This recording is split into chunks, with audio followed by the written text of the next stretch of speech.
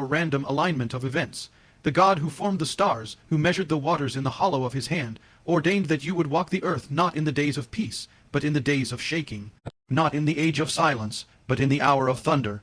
You were born for the edge of time, for the days when the veil is lifted, and what was hidden is revealed. The prophets longed to see the days you live in now. The apostles looked ahead to this moment. They saw it from afar, and they cried out for a generation who would not run from the fire but would carry it. And now that mantle has fallen on you, you are not a spectator of prophecy, you are a participant in it. You are the continuation of the book of Acts and the living echo of Revelation. You stand in the tension of two worlds, the kingdom that is fading and the kingdom that cannot be shaken. Every storm, every shaking, every birth pain around you is not a sign of the end, it's a summons. It is the voice of destiny calling you forth. You were not called to survive this age, you were called to transform it. You were born for such a time as this, when truth is rare, when light is costly, when compromise is everywhere, and when the line between the holy and the profane must be drawn with courage. You were not designed to hide in fear or retreat in comfort. You were fashioned to stand where others fall, to burn with a fire that darkness cannot quench, and to speak with a voice that echoes the roar of the Lion of Judah. You were chosen for the midnight hour to be a lamp that burns, a voice that cries, a soul that does not bow. This is not the time for passive faith. This is not the hour for lukewarm devotion. The seals are breaking, the angels are sounding, and the king is moving. Heaven is not looking for the qualified. It is looking for the willing. You don't need to have all the answers. You just need to say yes. Because you were born not for safety, not for silence, but for battle. You were born for the apocalypse. And when the world trembles, you will rise. Not in your strength, but in his. The scroll is no longer sealed. What once was hidden is now unveiled. The mysteries long kept in the hands of angels are now breaking forth into history. The seals are being opened, one by one, and the divine countdown has begun. We are no longer waiting for the book of Revelation to start. It has already started. The events foretold are not coming. They are unfolding. The signs are not subtle anymore. They are shaking the earth, roaring through the nations, crying out from the heavens. The scroll in the hand of the Lamb is not a passive document.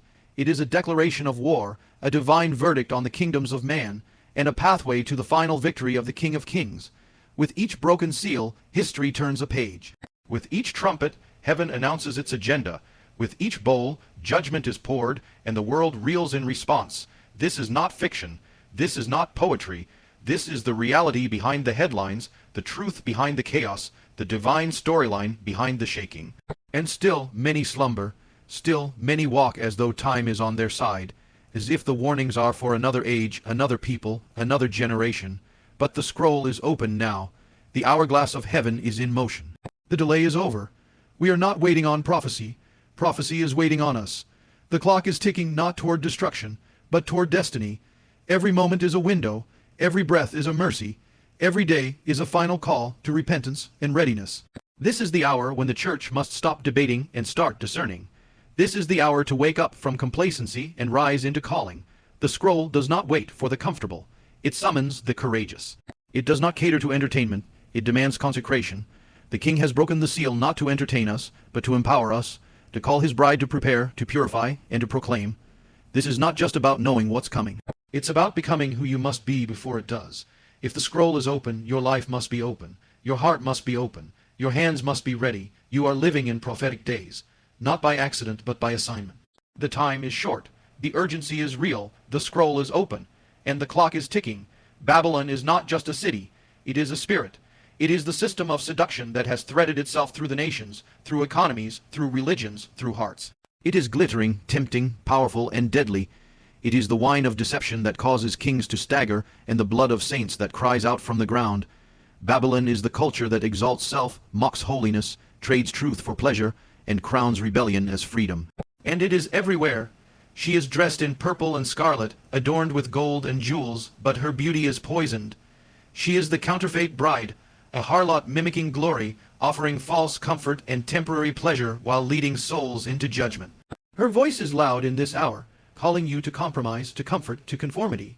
Her message is simple: blend in, bow down, go along. But God is calling with a voice stronger than hers. Come out of her, my people, lest you share in her sins and receive of her plagues.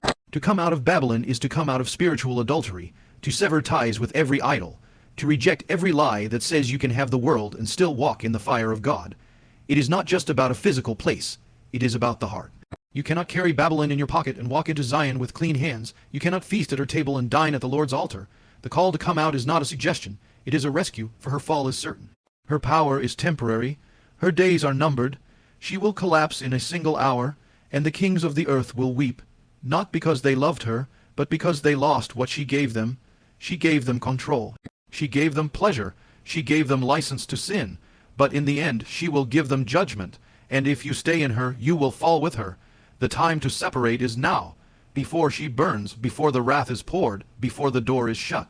This is not the hour for lukewarm loyalty or halfway holiness.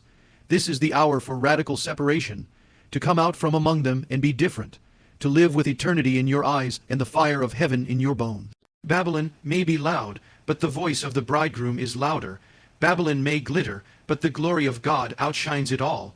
The world is fading, and only what is built on the rock will remain. Come out. Not tomorrow, not when it's convenient, not after one more taste. Come out now, before she falls, because her fall will be final, and your calling is higher, your destiny is greater, and your king is coming. Don't be found in her when judgment comes. Be found in him, holy, set apart, and ready. The Lamb wins.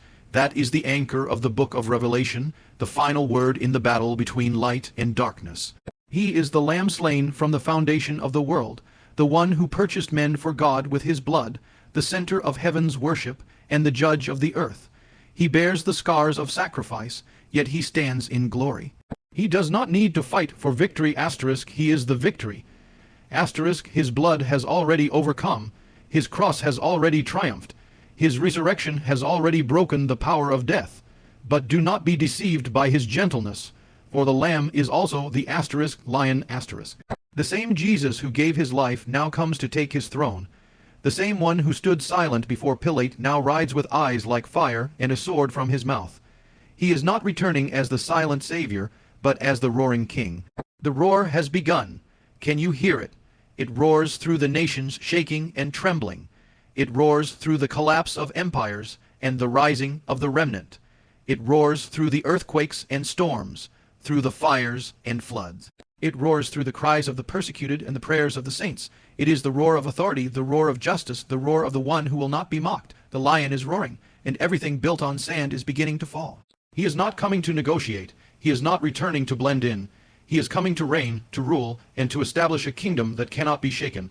The Lamb wins not by avoiding battle, but by entering it, by conquering sin and crushing the serpent. And now the lion is roaring to awaken his people, to shake the earth, and to prepare the way. This is the Jesus the world does not want to see, the one with a robe dipped in blood, the one who treads the winepress of God's wrath, the one whose name is faithful and true.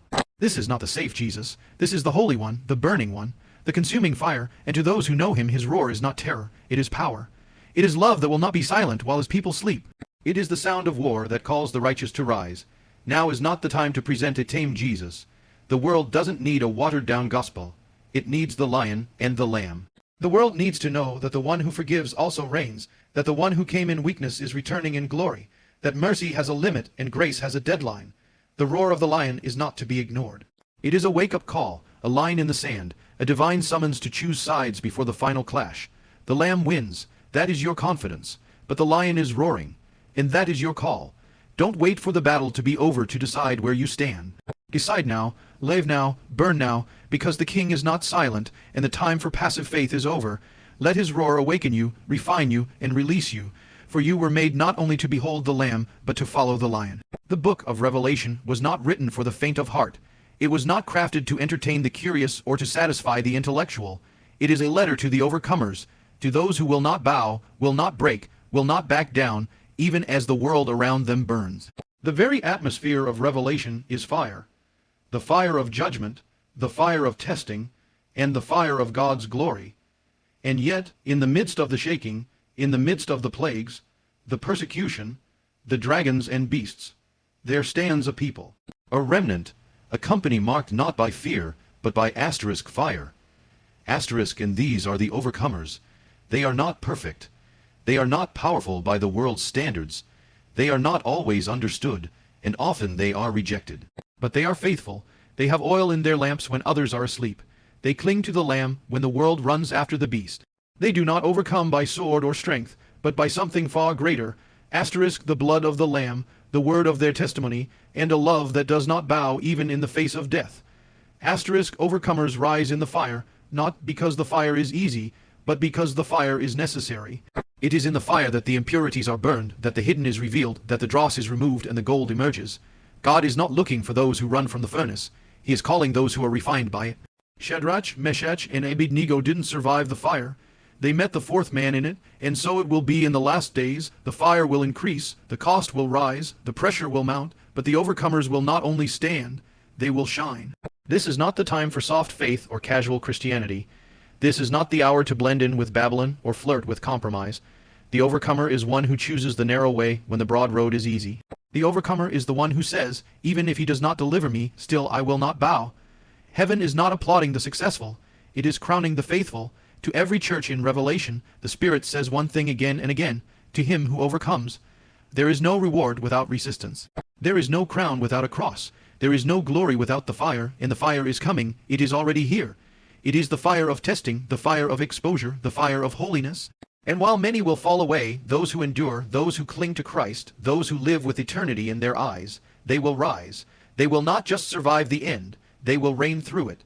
The throne is not for the passive, it is reserved for those who overcome. So do not fear the flames, do not run from the furnace, for in that fire God is raising a bride who is pure, a church who is bold, and a people who will not be silenced. The dragon may rage, the beast may threaten, the world may shake, but the overcomers will rise, not because of who they are, but because of who lives in them.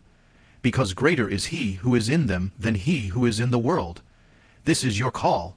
This is your identity. You are not a victim of the times. You are a victor through the Lamb. You were not born for retreat. You were born to overcome. Rise, shine, endure, burn, for the fire is not your end.